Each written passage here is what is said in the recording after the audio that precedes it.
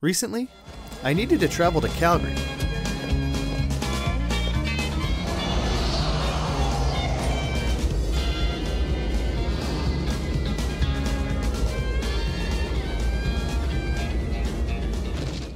I booked a flight out of the Edmonton International Airport. Sure, I could drive, but I'm not particularly excited about the 3-hour trek down Highway 2, as exciting as that highway is.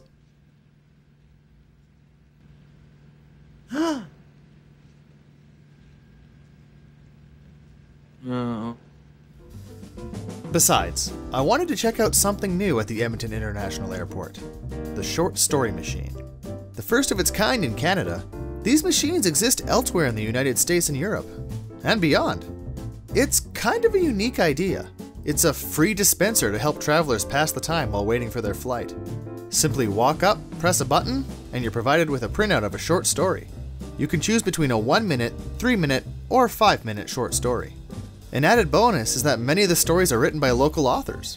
When I was en route to the airport, I realized I didn't actually know where the machine was. I only heard about it. I had no idea where to find it. I started to wonder if it was even accessible to me. If it was set up in the international departures area, I wouldn't be able to get to it. So, I looked it up on the EIA website. I found the page, which described what it was and gave some background, but it didn't actually say where it was located. I read through the page twice. It's a spectacular tease. Check out this neat new thing, but we won't tell anyone where to find it. I eventually found the information on the Global News site. I was surprised to find it halfway down one wing of the domestic departures gates, in an area that was mostly devoid of any traffic, although it was a Sunday afternoon. Most flights depart from the gates close to where passengers pass through security. I guarantee the majority of passengers would not cross paths with the machine en route to their gate, and the lack of a listed location on the EIA website would prevent others from knowing where to look for it. Still, I think its location makes sense in a way. Right next to the very cool looking living wall. Being there on a quiet afternoon was rather enjoyable. I mean, I had the whole place to myself. There's even a little stage there, advertising live acoustic musical performances. As far as airports go, this location is pretty nice. I decided to try all 3 buttons. That is, I got a 1-minute, 3-minute, and a 5-minute short story. The 5-minute version looked near ridiculous how long of a piece of paper it came on.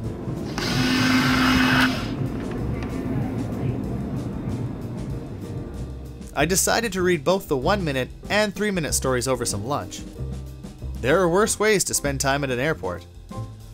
The 1-minute story was entitled The Kites by Diana Barker, and it was definitely a local contribution. It was a poem about trying to fly kites in Edmonton. It was alright. The second story, What Time Is It Darling by The Bee, was listed under the romantic theme. Definitely not my category of choice. The author did do a good job of shutting me up, however, as this one turned out to be by far my favorite. I saved the last story, the 5-minute one, for the plane. It was entitled The Funicular Railway by Gerard Eigel.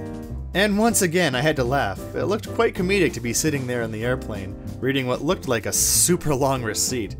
The story was categorized as a story about friendship. It was also an okay read. For no other reason than my own curiosity, I time myself reading each of these stories to measure the accuracy of the presented times.